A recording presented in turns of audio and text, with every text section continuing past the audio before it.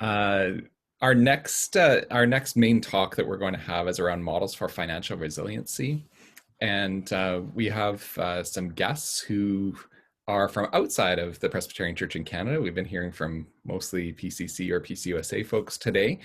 So our next two guests are Jared Siebert and Elle Pyke, and they're from the New Leaf Network. The New Leaf Network is a collaborative missional organization that supports and equips church planters, spiritual entrepreneurs, and missional practitioners in post-Christian Canada. Through training, events, storytelling, and specialized coaching, this growing collective of Jesus-centered leaders is a community of innovators working to lead from the emerging future. So Jared is, officially his title on the website says Idea Leader. I think that means person in charge of New Leaf. Also serves as the National Director for Church Development for the Free Methodist Church in Canada. And Elle is the Program Manager at the New Leaf Network and is a lay minister with the Free Methodist Church as well.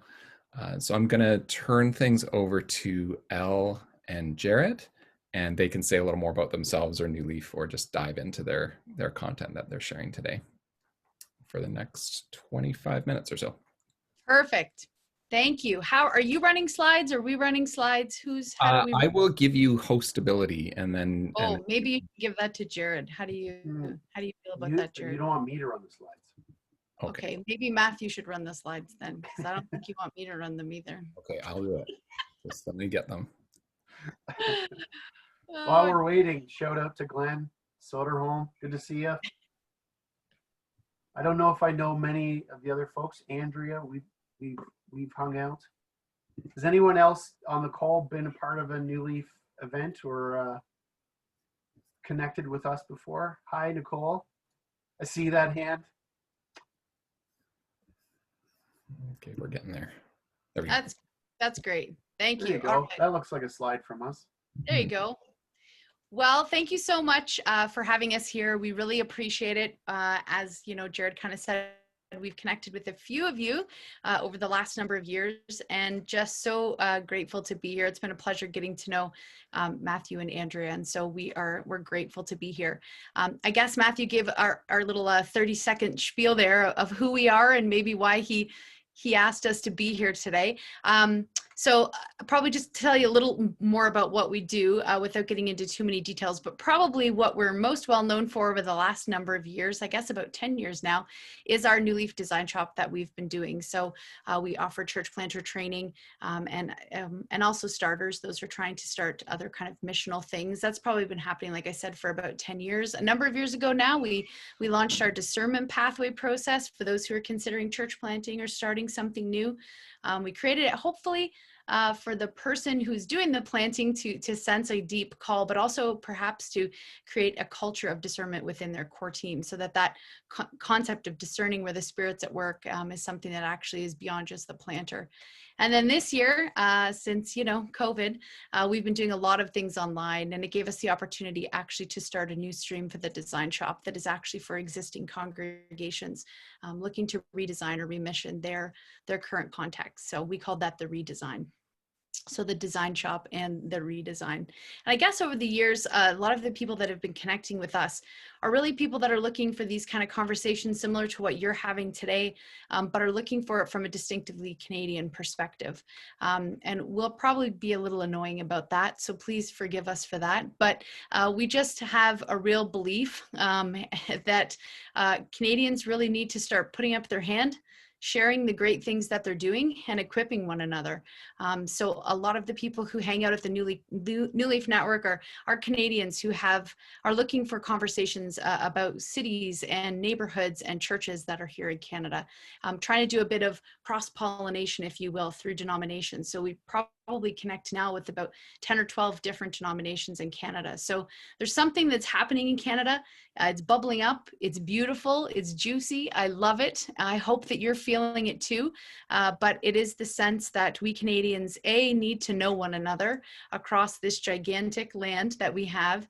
B, we need to start sharing and equipping with one another, because Canadians have good things to share and good things to say. And so that's part of a big ethos of what we do, is as I said, we are annoyingly Canadians sharing the stories and hopefully inspiring others here in Canada with stories of other Canadians. So that's a little bit about what we do. I'll pass it over to Jared for some of the content, and we'll get going. Thanks, Elle. And thanks for having us here. We're excited. Anytime we get to talk about church planting, anytime we get to help, just even share our perspective. And I think our perspective is unique because of the number of denominations that we get to encounter in any given day. And so I would say that that has informed our perspective on especially this question of how we can engage in church planting in the long run. Now, before we get to our little tips and tricks section here, I want to talk about why I think we need sustainable church planting funding. And I don't think it's just a stewardship question. I don't think it's just taking responsibility. I think that the Canadian church really has some difficult, some tough sledding ahead of it as we enter into post-Christian Canada, where the fastest growing religious designation in Canada are people who say they have no religion. A lot of those folks are coming from our churches. A lot of the growth there is conversion from Christianity to a secular mindset. And it's so heartening to hear folks like Jared share about what it is that they're doing. But we have about 15 minutes here, and so I'm going to move through some of our observations and some of the things that we've been learning about denominational funding models and financial resiliency. And one of the challenges is that there are aspects of our denominations that actually kill church plants even before they ever start. And that's something that we need to pay attention to. And one of the things that we've noticed is that some denominations struggle with this idea of, are we employees or are we entrepreneurs? And you probably heard the spiritual entrepreneur term in how we describe ourselves, and that is super important going forward. Churches, starting new churches is very different from leading an existing congregation. Now, it's not entirely different, meaning there's no sense of overlap, but it is incredibly different. And one of the biggest challenges is when denominations engage in church planting from the perspective of being employees and not being entrepreneurs. So I will plant a church, sure, if you give me enough money, if you give me the people and the resources and the place and all of the things, I will do this for you. And one of the very real challenges is that I actually don't think that this is a biblical way to look at the work of extending the kingdom of God in the world. That is the work of, and if you'll forgive the businessy term that we're using, these are just analogies here, but it is the work of entrepreneurs. And one of the very strange things that Jesus does as he extends the work of the kingdom, if you think about when Jesus sent out the disciples into the towns and villages he was about to go to, Jesus told them, take nothing of what you will need to go on a trip. And it's a strange thing. Jesus said, take no purse or extra sandals or another tunic, and don't go around looking for the best meal in town. You are the equipment that you need. And one of the very real challenges we're seeing in denominations is that they treat church planting from the perspective of being an employee and not necessarily being an entrepreneur, and not accessing that incredible power that comes through deepening dependence on God. I wrote an article for Missio Alliance that I don't think I've ever made people so angry in my entire life with something that I've written. But if you're very interested, I can probably find a link somewhere. but what I talked about was how overfunding church plants from the outside, so excessive exterior funding for church plants, can actually rot your church plant. Okay, and there's 5 ways that excessive overfunding, external overfunding creates. So now I'm talking about excessive and I'm talking about external. Did I say that enough yet? Okay. If you have solid funding within your church, if you guys are doing well together in the sharing of your resources, that's not at all what I'm talking about. I'm talking about denominational intervention. If you have too much external funding to a church plant, it can kill their feel for the context. It can create a disconnect between the life that people in that neighborhood live and the life that that pastor enjoys. And that is actually a really serious problem, because our churches are designed to be gospel seeds going into the soil and grow up out of the community and out of the people that we're called to reach. Another thing, and I think this is probably true across the borders here, but if we have too much excessive external funding, we miss important discipleship opportunities as planters. If you could name one characteristic of life in North America, it would be that we are materialistic and consumeristic people.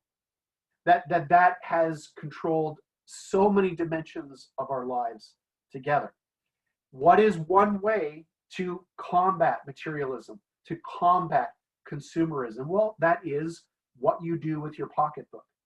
And I want to encourage church planters to not depend on external resources, but to keep gentle, thoughtful, scriptural, Jesus-y pressure on people to live in a different way than the pattern of this world.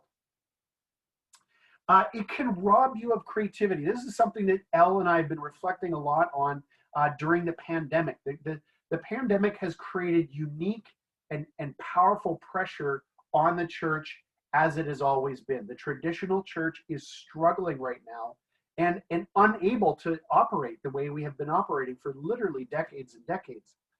And what we're seeing is that when you take away people's options, it actually creates a unique space for creativity. Now, obviously, there's an extreme to that, and I'm not saying no external funding. I'm just saying overfunding externally. I don't know if I've said that enough quite yet. The other is it can rob the church plant of its own survival instincts. So one of the things that I get concerned about is when my planters look to me for their survival. Okay, your desire to survive is innate to your own community, and if you guys choose or don't develop those survival instincts and those survival muscles, and you constantly look to external places for them, I find that church plants don't survive when they do that. And then the final part is I believe that this actually messes with church planters' calling. A lot of us have called church planting receiving the collect call from God, meaning, and that's an old analogy there because I'm not even sure I could place a collect call now. But back in the day, you could call somebody and you could make them pay for the phone call. And in many ways, that is the arrangement of church planting. Church planting comes from the planter. It is something that has to be born out of them. It has to come out of them. And honestly, it comes with a significant amount of effort and a significant amount of challenge. So one of the things that we want to talk about when we talk about resiliency is the denominational culture itself. And then finally, living within the problem space. So one of the things that we want to encourage our planters in doing, and this is something maybe a little bit unique to the work that we do, is we like to help people camp out in the problem space. We like to offer people very real pictures of the challenges of planting and starting new things in Canada. You would think that that would have a chilling effect, that people don't want to join you when you describe the challenges. And that is true. There is a certain kind of person that when they hear something is very, very hard to do, they count themselves out of the story. And actually, that's something that you want. Because there is another kind of personality out there, and that personality is the harder the job is, the less likely it is to succeed, the more they're interested. And that is who we find church planters to be. So one of the things that you can do, and this is not really even spending $1 yet, is to open up the problem space in your denomination to talk about the challenges, of doing mission where you are, and you will find that church planters will actually be attracted to that. So that's just, before we even start, just a couple of things to consider in terms of denominational culture. Let's go to the next slide and talk about some resilience, some resilient practices that we've seen out there in the field. And one of those maxims or principles we've learned is that strong teams equal strong plants. And what we mean by that is that planting can often be at the beginning a very solo effort, very individualistic, and that's actually not what we're interested in continuing, because that doesn't have a future, and that's not a safe way to continue your work. So resilient practices come from seeing the planting being done by a team. Something for you to research. I don't have time to go into all of this, but Ephesians 4 seems to suggest that God has given the church all kinds of gifts. And some of our friends in the church planting world talk a lot about this idea of polycentric leadership. And they talk about this idea of having those fivefold gifts. I don't think there's just 5. I think the Spirit gives all kinds of gifts to the church. But there's a sense in which if we engage in leadership from a team perspective, from a multiple centers perspective, I think there's more resiliency there. And again, I haven't spent $1 yet in terms of how do we sustain ourselves. But polycentric leadership, I'd encourage you to Google that. There's lots of great books that have been written in the last little bit. But it's basically founded on unity in diversity. So it goes looking for multiple gift sets in your leadership community. And then it's predicated, or it's founded on mutual submission to Christ and to each other. And the picture is that the apostle, if left to their own devices, actually has a destructive side. The shepherd or the teacher, if left to their own devices, actually has a destructive side. And part of the malaise that we find in our denominations is that we have been ruled by shepherds and teachers consistently for decades, because that's what people are looking for in leadership in a church. So it's not, now the plan isn't just, okay, let's replace all shepherds and teachers, but how do we bring that gift into connection with the evangelist, with the prophet, with the apostle, and what can happen when that lives inside of a team? And then something else we just wanted to throw out there is the idea of starting small and starting local. And we talk about these ideas as when you enter into the neighborhood, there are social threads. There's a genius in your context that you have to discover. You'll never be able to design your church plant effectively. You have to go in and you have to learn from what's already there. And I'm just going to quickly pass over to Elle here. She's got a couple stories that she wanted to share here. Do I have that right, Elle? Are you sharing stories here? No, you can keep going, and I'll share some stories at the end. How Okay, about that? all right. Why don't we do that instead? That's a great idea. Okay. So a couple practical considerations in terms of financial viability. One is something we call the 15-hour-a-week principle. So if you practice polycentric leadership, which I encourage you to do some more research on, but the idea is you work in threes. So 3 people run or work inside the church, okay? And you're hoping to find people that embody more of that list of the 5-fold gifts. And the idea is that each person then, if you only have a 15-hour-a-week job in the church, has to go and find employment outside of the church. And we're not just people, so we've put a lot of time and research money into multivocational ministry. And this isn't just an accident. This isn't just the sad reality of the church and its decline. It's actually a part of the genius of the kingdom.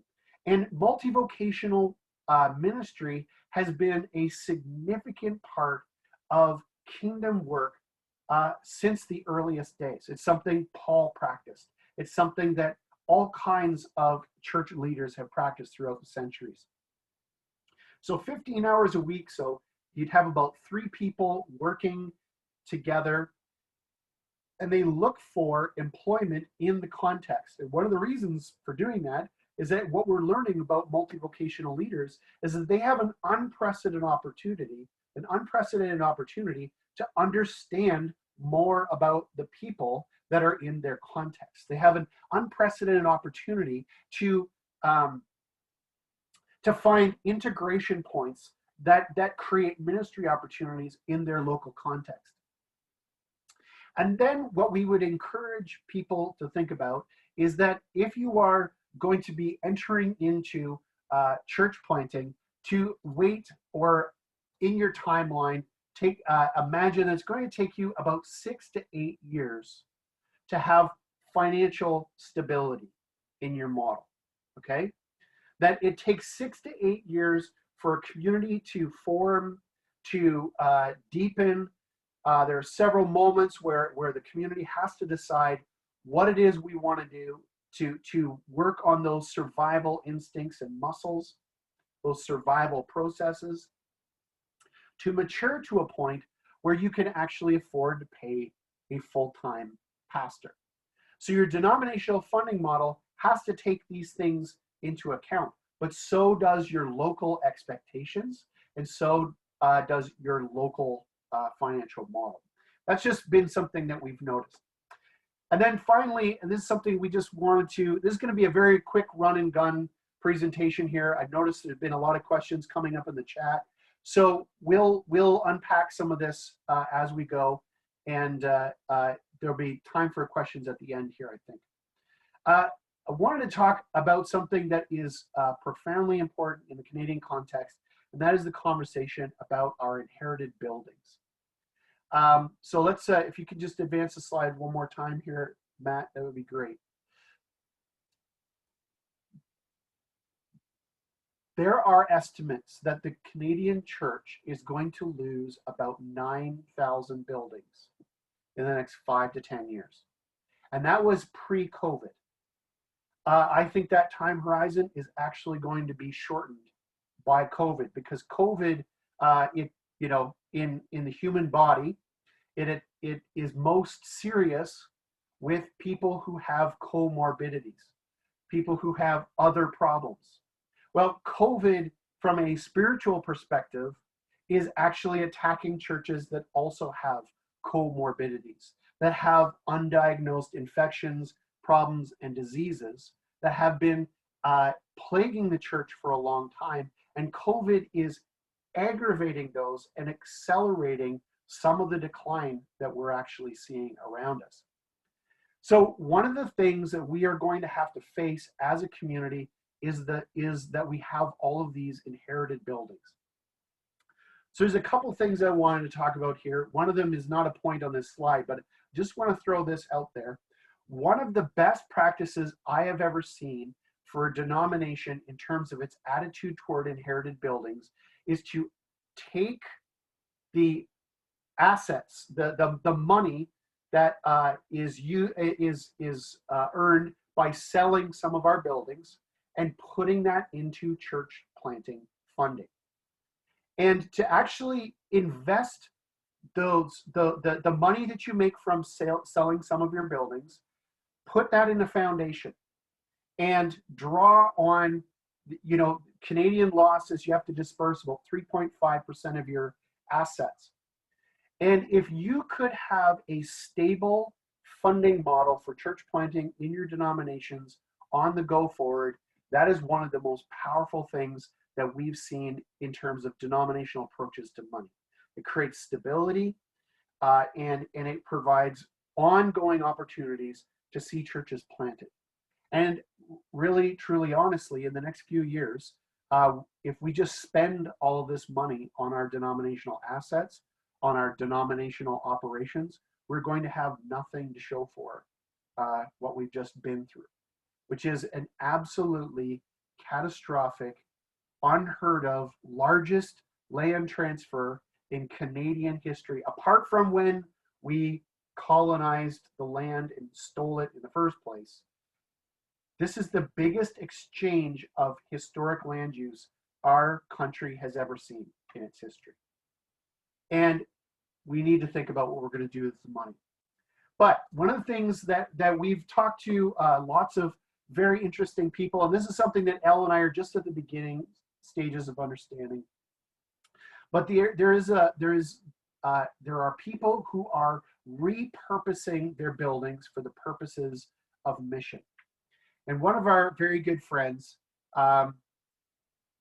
talked about when you're going to repurpose a building, when you're going to move it into community center stage. So I just talked about selling buildings. What if you try to keep it? Well, his best advice is you got to have a combination of champagne and kombucha. Okay, so obviously I think most of you know what champagne is. Some of you will know what kombucha is. It's a fermented, like, bubbly drink. It's good for you. It's good for your gut biome, as I've heard. But kombucha is kind of in his world, kombucha is sort of the community, the gritty, the good for the people around, the neighborhood conscious part. And then on the other side, he talks about champagne, and that is the stuff that pays the bills. And he says that people who try to repurpose the buildings entirely on a champagne budget wind up totally disconnected from their community. People who try to repurpose their buildings only using the kombucha methodology, which is always the cheapest tenant, always cutting people deals, that's not sustainable. And he says that it's actually that sweet spot in the middle that is what makes for a sustainable presence in the neighborhood as you're trying to figure out what we're going to do with this building, and then reorganize yourselves and launch back out into mission. So we can talk more about that in a moment, but I just wanted to introduce that concept to you. And then finally, there is a difference between engaging in social enterprise and becoming a landlord. We actually find that a lot of churches will rent to a very popular methodology with an inherited building is like renting to a preschool. And I've got nothing against preschools, but those churches don't have a social entrepreneur's vision for how that preschool integrates with the rest of their ministry. They're approaching that purely from the perspective of a landlord and not actually engaging in thought through how this is going to impact mission. So before I blow all of our time here, I'm sure you've got a lot of questions. We'll deal with that in a minute, but I just wanted to give Elle a chance to share a couple of stories of things that we've seen out there on our life on the road in Canada. Thanks, Jared. Yeah, a couple of things I just wanted to mention. When we talk about resilient funding models and being sustainable from the start, I really do buy into this concept of multi-vocational living. And so some of the stories I want to share quickly with us are not just theoretical, as Jared has been sharing, like, good practical points.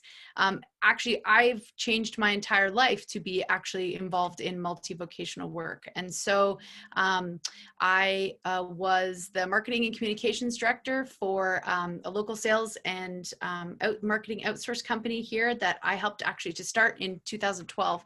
And at the time, I really thought, that's it. This is what I will do for the rest of my life, or at least maybe the next decade or more. My side gig was ministry and being a lay minister, not doing this work full time. And so when I started poking around and with New Leaf in the early days, while also kind of working a 50-hour work week, I went through a year of process of discernment to make that leap, to dwindle down my full-time gig into a half-time gig, and then eventually no time, taking on a multi-vocational role at a church plant at New Leaf, and then a number of random consulting contracts. And so I had a number of things to consider. Risk, obviously. Now for my own personality, risk, what risk? I'm the type of person who really doesn't mind risking. And in fact, I have to be careful because I'd probably risk it all. And then something that Jared mentioned earlier about the fivefold ministry, it was really helpful for me to actually take some of those tests, the APES test, if you're familiar with it, through Alan Hirsch, to understand why I found it endlessly frustrating that others weren't willing to take that risk. Well, I realized that one of my main giftings was apostle. So I was absolutely fine to push into these things, and often wondered why others weren't going with me. So to be sustainable, you have to discern to start, and you have to discern to sustain. Multi-vocational life is actually really a discernment project. If you want to sustain that kind of a life, you have to lean into rhythms and routines and practices that deepen your sense of how God is leading you. How do you make decisions? How do you make the decision to make the jump? But how do you make the decision to continue on? Where do you actually sense the Spirit is at work? And for someone like me, those practices have really been stillness, solitude. And as an extrovert and a 7 on the Enneagram, not easy. But I currently still work a multi-vocational role and do a number of jobs, like working at New Leaf, being a consultant for the Free Methodists, also still working with the company I started, and maybe one of the funnest ones, I write copy for Walmart, which is as sexy as you'd imagine it would be. So I wanted you to know that we actually really mean it when we talk about the positive opportunities that multi-vocational life, it is doable. And we believe in it so much that we actually started with a number of other partners in Canada, some academic institutions and some other Canadian organizations, something called the Multi-Vocational Research Project. I'll drop the link in the chat here. And we believe in it so much that we decided to do a project to understand it a bit better and to also help others understand how they could live this sustainable life. And through the research and the interviews that we did, maybe surprisingly, maybe not surprisingly, the majority of the people said they would never go back to a one gig. Having a taste of the multi-vocational life, they realized this is something that they wanted to do for many different reasons, but a lot of them being for reasons of mission. And so the multi-vocational thing is something that is doable. It is sustainable. It just takes some work. And so some of the church plants that we have connected with over the years, maybe some of you would know Kevin Makins in Hamilton at Eucharist Church. He did the multi-vocational life or the bivocational life. And he didn't actually create a full-time gig for himself at Eucharist until 8 years in. So I want you to prepare for the journey. It might take a while to get there. You might choose to never get there. He made the decision not to, just because of the church growth that they experienced, to not continue on in that bivocational life. But for 8 years, he did, doing sleep shifts in a group home. The church that I'm a part of, Una, the church planter who started it, start small, start local. We absolutely did that work as well. But he also was bivocational up until the last number of years. And so this concept of multivocational work is something that we don't just talk about and encourage others to do, but we see it as this actually sustainable way to do ministry. So we have so many other stories, but I realize we're running out of time. So I'll have to cut a number of them and just maybe they can come up in the Q&A. So I'll pass it back over to you, Matt. Thanks so much, Jared and Elle. I think what we're going to do is we should just do we're going to do Q&A right now, because there's a couple of already kind of interesting questions in the chat. And so if people have other questions for Jared or Elle, go ahead and put those in the chat, and we'll spend some time with Q&A, because we haven't been able to do Q&A yet with any of our speakers because we've run out of time and given the priority to breakout rooms. So now we'll give priority to the Q&A. And if we are able to go into breakouts after, we'll do that. Okay, so there's a couple of questions there. I'm particularly interested, if I'm going to bring one of them up, in it's kind of Nicole and Margaret's question, because I think there's similar questions. Would you think funding sources ought to look different for a mission plant to marginalized women than a church plant? And Margaret's basically saying, or a missional church developed for Indigenous people living in extreme poverty. I think those are kind of the same question in a way, like people who, the majority of people in the church, like 98% majority, like almost 100% are living in extreme poverty. What do funding models even look like in those situations? Yeah, so there's a few things, and one of them is, and I just want to say the uncomfortable part first. We have to still create the space for the widow's mite. We still have to create the space where people can give. I understand it's not going to be a lot, but that discipline and practice is as problematic for poor people as it is for rich people in terms of our materialism and consumerism. Okay, so it is something we still have to push against, the ways in which we're held prisoner by the socioeconomic principalities and powers at work in our country. So I want to say it's still a practical and discipleship consideration on will our people give to what we do. But I understand that economically, at just raw dollars and cents, that's not going to amount to much. A lot of widows' mites does not equal a full-time salary for a pastor. So the other thing that I want to suggest to you, and this is something I've seen in churches that specifically work among disenfranchised people, marginalized people groups, is your need is actually an asset. So there are a lot of churches in your area that have an embarrassment of riches and often struggle, because Jesus said it's hard for rich people to enter into the kingdom of heaven.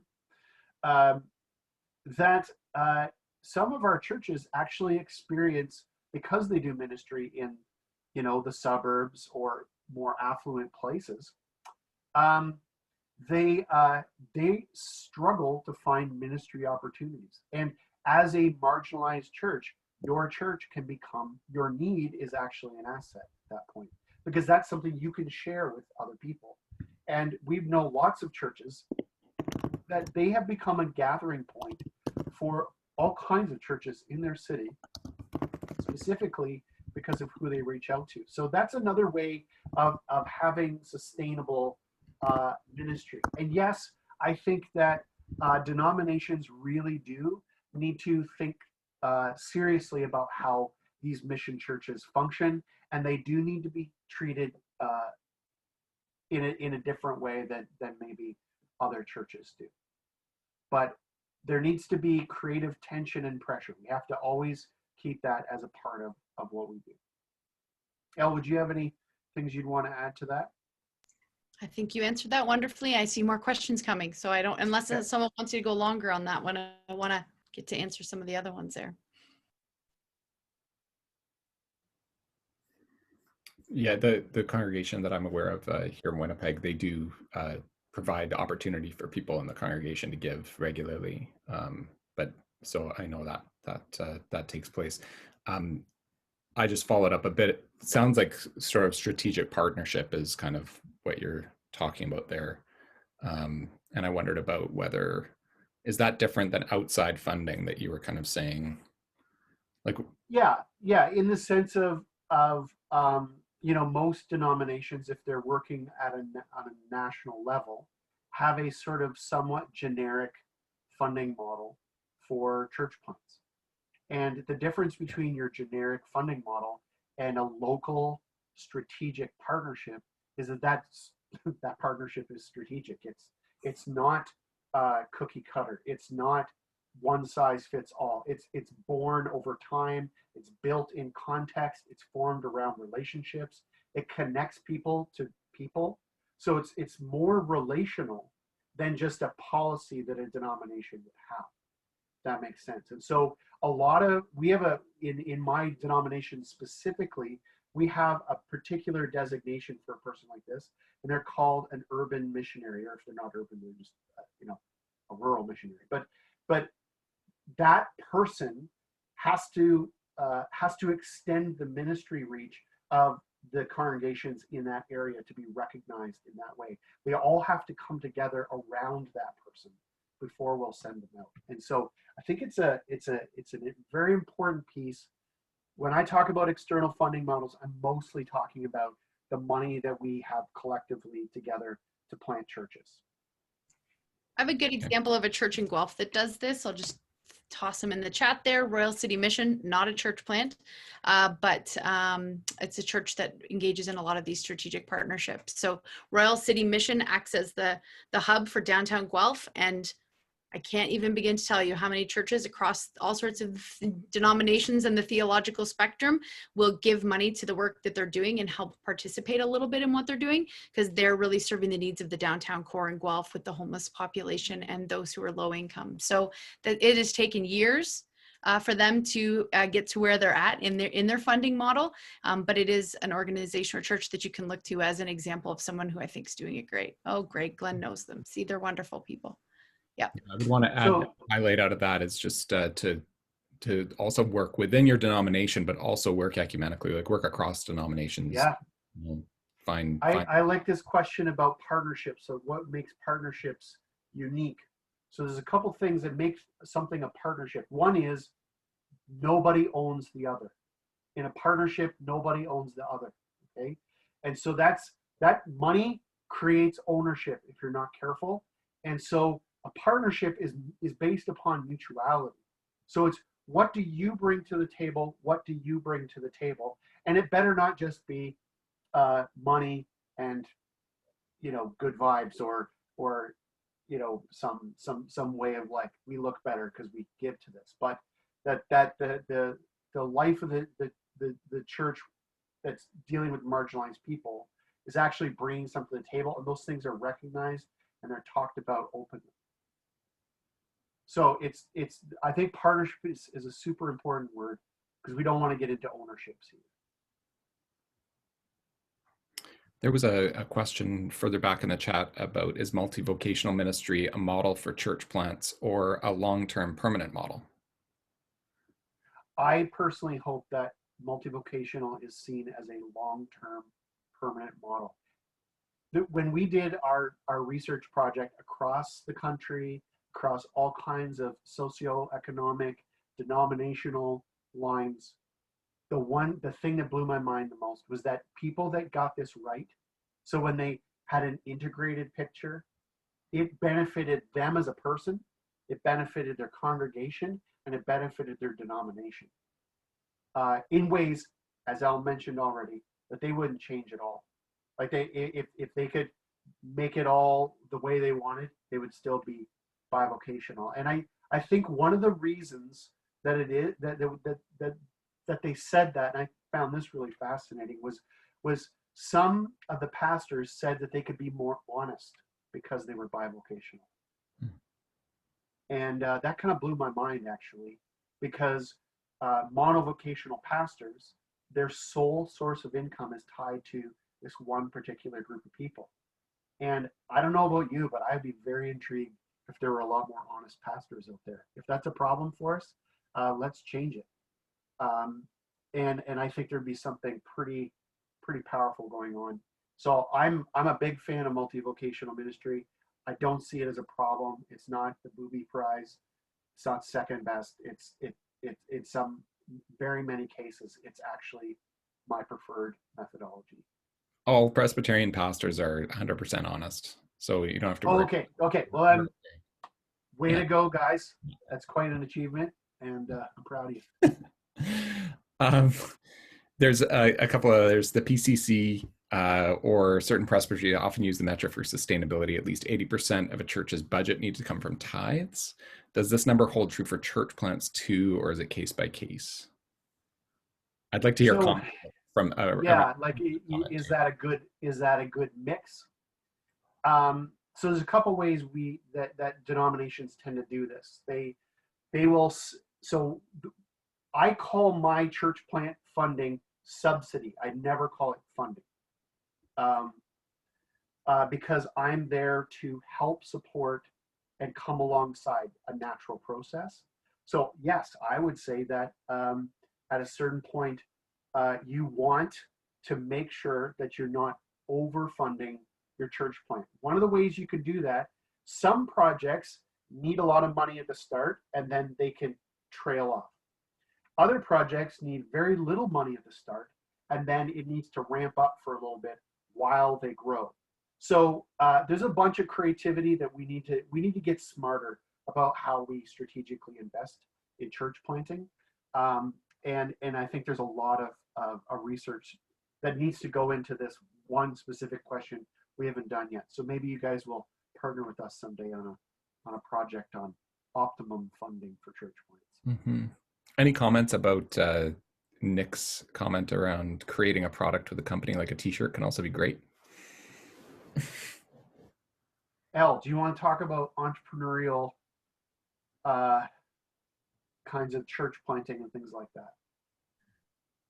I'm not sure I know what Nick's comment's referencing. Maybe I just haven't had enough coffee and it's late in the afternoon. So I think what it is, my guess is that Nick's saying, and maybe Nick could just speak for Nick's self. Nick, can you provide us a little bit more clarity on that question? Are you talking about sort of like a business and a church plant together? He might be taking care of his son right now too. So. Okay, all right. Okay. Yeah. So then I'm just going to pretend that what Nick meant was a business and a church operating together. Yeah, that's exactly right. That's exactly right. Yeah, so we a bunch of people have done things like partner with a for-profit organization who needs help with some sort of they want to gain some traction with a narrative that shows that they're caring for some sort of disenfranchised group. So then if you're a church that is focusing on that, then like we've had people partner with big companies, even like Lululemon, to create t-shirts because Lululemon wants to expand their reach into that sector. So the nonprofit helps make the t-shirt and everyone gets a cut on the t-shirt, and people have made a good funding stream out of that. Yeah, so one of the things that I would just warn against, so I wrote a book about Canadian church planting, what caused plants to do well and continue, what caused plants to not do well and not continue. And I have grave concerns about business and church being too intimately tied together. So the way you know your business and your church are not too tied together is that one or the other could fail and not kill each other. So that's key, because you can have a symbiotic relationship. There's the book. There, thank you, Matt. So I have a chapter in there about this specific question. And what I found was a couple of things. One, starting a business is hard, right, Al? Not for the faint of heart, I'll tell you that. It's a full-time job. Like, there's a reason people don't do it. And then there's another reason why a lot of times it doesn't work out. And so if you're going to do that really hard thing and add a church plant on top, like really think long and hard about what you're doing. One of the ideas we hear all the time is like, oh, we want to do a Christian cafe. And this person who's sharing this idea doesn't have any cafe experience, has never opened a cafe. And I don't know if you get how competitive the coffee industry is, but it's very competitive, and it's hard to make a go of it. So I'm not trying to rain on the parade, but I am trying to say be very cognizant of the details. The way that churches tie themselves together. So churches often lack money. Businesses run on money. Businesses' biggest expense are people and human power. And churches often have that in spades in terms of It's something so that's often why businesses come together. So the business is looking for cheap or free employees, and the church is looking for money out of the relationship. And that's not bad, but it can go wrong. And the way it goes wrong is the fundamental principle of business is you have to make more money than you spend. I know I'll say that again if you need me to explain further, but you have to make more money than you spend.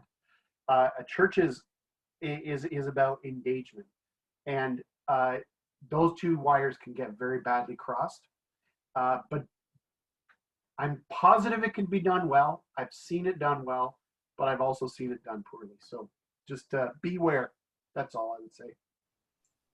I like what Dale said here in the chat is one of the issues then that people need to give as much attention to the creativity, the funding as the creativity of the ministry. And maybe it is something to be taught, but I think it's a great idea to be a bit more creative in our funding models. I think that's sort of what we've been trying to highlight here. And then just see where that takes you. I mean, I don't mean to be simplistic about it, but just even having the conversation, a blue sky moment within your core team or within your existing congregation or people. I mean, I know within my own denomination, our bishop recently had a conversation last year and brought together some business leaders across the denomination and said, do you have any creative ideas for funding models? You do business well. You've been successful entrepreneurs. Do you have any ideas aside from traditional giving that the denomination could start to look to for creative funding models? I'm not saying that those ideas were the best ideas I'd ever heard, but I was really impressed that people came and shared. And so the connection with business and church ministry is obviously a passion of mine, but I think there is something beautiful when we even open it up to the gifts of our community to say, have you ever done work like this? Do you have ideas around funding models? What have you seen? Even just right here in this conversation that we're having, there's some interesting ideas that have just popped up. And so I think there is something to getting a bit more creative with our funding models and just even asking simple questions of those around us, of those we know who've actually done well in business.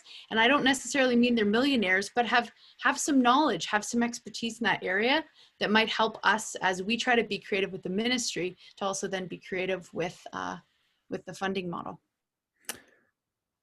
I'm gonna end our time here because we went over time, which is totally fine. I think there was lots of great questions, and it was, I think, a great thing to have the two of you and be able to interact in this way. So thank you so much. On some of the questions that are still there in the chat, there's probably some actual answers to some of those questions. So I'd also be happy if anybody wants to get in touch with me, or if I can help get you in touch with Jared or Elle as well, if you want to explore something, or if you have something specific that you wanted to come back to, I'm happy to help facilitate that for you all. But yeah, thank you so much, Jared and Elle, for being with us today. And it was really great to connect with some folks from New Leaf. I've wanted to have some connection with you guys for a while now. It's been great to get to know you a little bit. Thank you. It's been a pleasure. Thanks, friends. Thanks for letting us come hang out with you today. I hope you continue to have a sustainable day together.